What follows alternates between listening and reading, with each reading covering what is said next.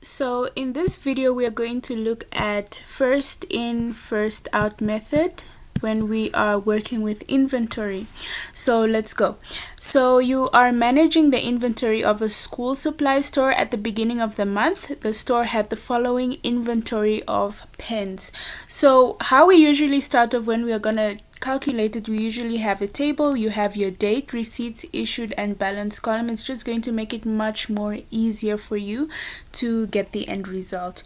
So let's start off. On the 1st of January, we have 50 pens at $1 each. So we have the 1st of January,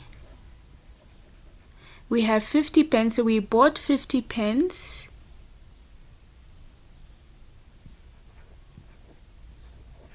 at $1 each. All right, and those 50 pens at $1 each is going to give us a balance of $50.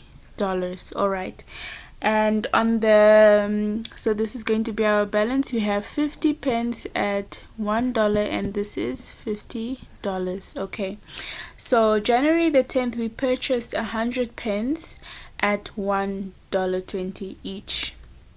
So we have the 10th of January, we purchased 100 pens at $1.20. So we have 100 pens at $1.20. So 100 pens at $1.20 is $1.20. And then our balance is going to be this 100 pens at $1.20, and this gives us $1.20. Okay, and then on January the 20th we purchased 80 pens at $1.30. So this is all you have to do. You just always have to make sure your balance has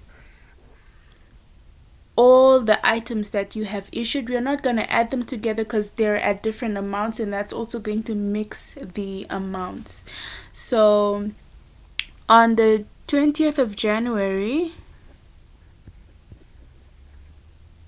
we purchased 80 pens at $1.30 each, and then we get the total of that. 80 pens at $1.30, that is 104. And then we get here back to the balance again. It's 80 at 130, 104. That's our balance. Okay, so what we do next is we sold 120 pens. Okay, so this is when the first in first out method comes in. So we are going to take out the first, we'll start off from here. Okay, we are starting off from here. So we are selling 120 pens. So here we're going to just take out 50 at $1, and that is 50. We're going to sell 50. So when we take 120 minus 50, we are left with 70 pens that we still have to sell because we sold 120. So we have 120 less 50, we are left with 70 at, and we're going to take here from the 100 at 120, which gives us 84. Okay, and that is how you do it. You always take from the first in and you work your way down. All right, so then what we will have left as our balance is we will have your 30 pens at $120, and then you will still have your $80, that your 80 pens that you purchased at $130. Okay, so let's just get the totals for that. So you're gonna say 30 times $1.20,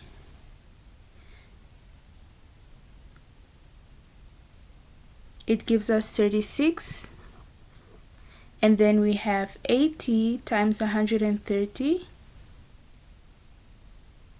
that gives us 104.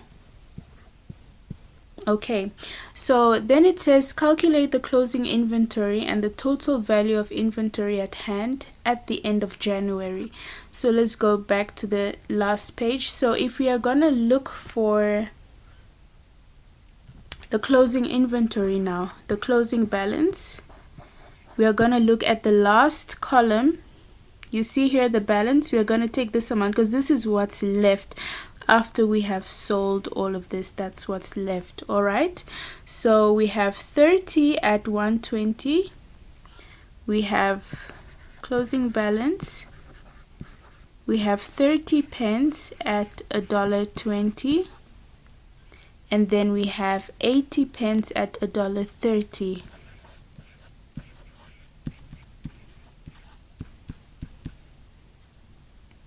So that's 36 and 104. And then when we add all of it together, because we cannot mix, we do not mix these amounts, okay? We do not mix the price, because this is the price that we sold it off for, okay? So we have 36 plus 104, and that gives us a closing inventory balance of $140. So that's your closing inventory, and that's the amount you use to go and calculate your cost of goods sold and other expenses. So here, to calculate the cost of the goods that we have sold, we are going to use this amount here, so it will be your 50 plus 84 if you want to see the cost. That's your closing balance. And if they ask you to calculate the cost of goods sold,